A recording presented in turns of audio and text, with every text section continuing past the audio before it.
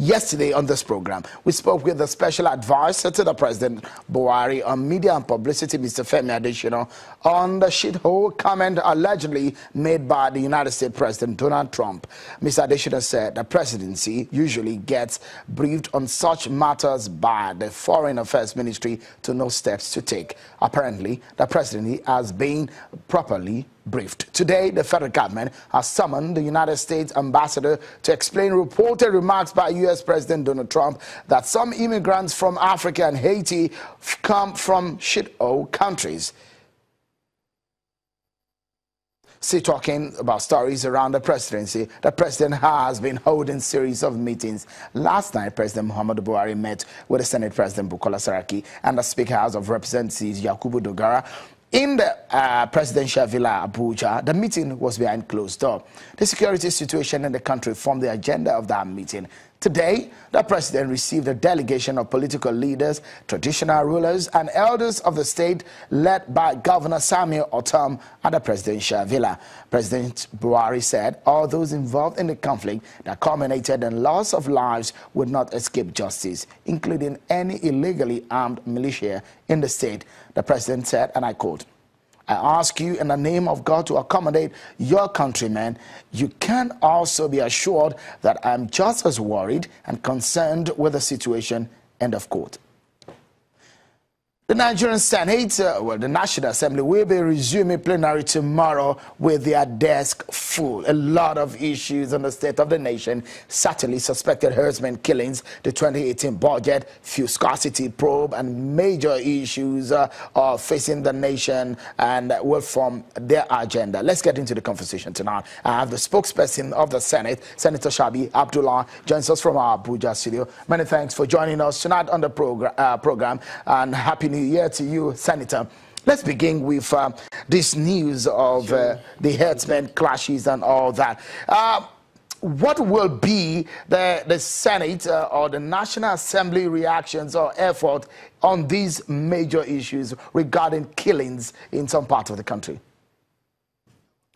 Yeah, well, happy New Year to you, Shegun. Thank you for having me. First, let me say that the Senate and indeed the National Assembly is equally very, very worried about the whole situation.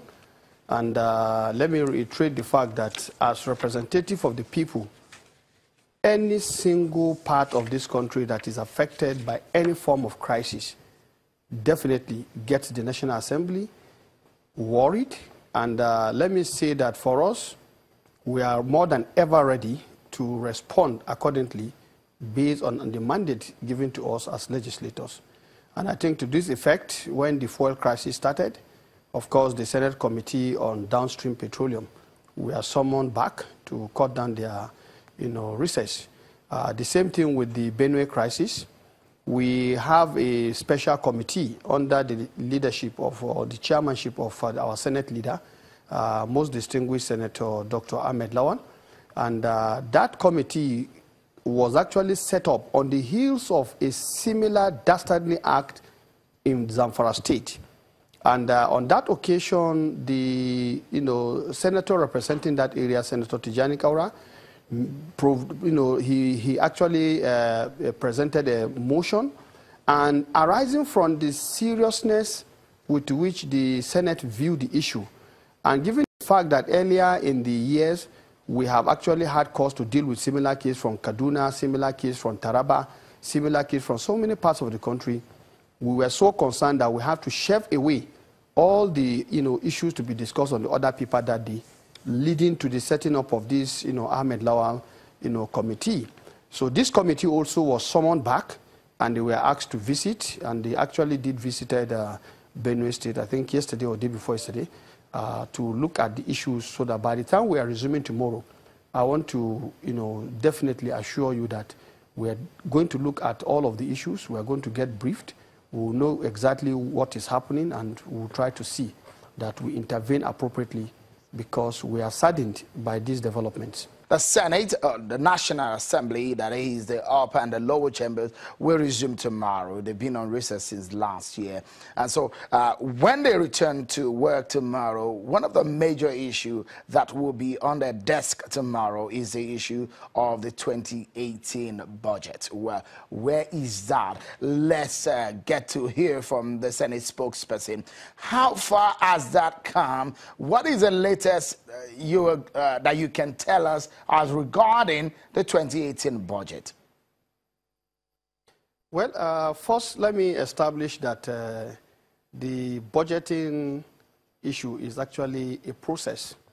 And yes, we started this process before we went on recess. And I will tell you, even during the recess, the process is still on.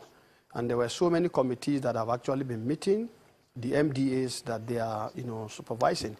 And of note, I think the Senate Committee on Tertiary Institution, because of the large number of universities, they were also actually receiving presentations from the various committees. And I will say that this process will continue as soon as we resume in earnest. And arising from that, we expect most of the committees will be preparing to see, what exactly is the situation with their various MDAs.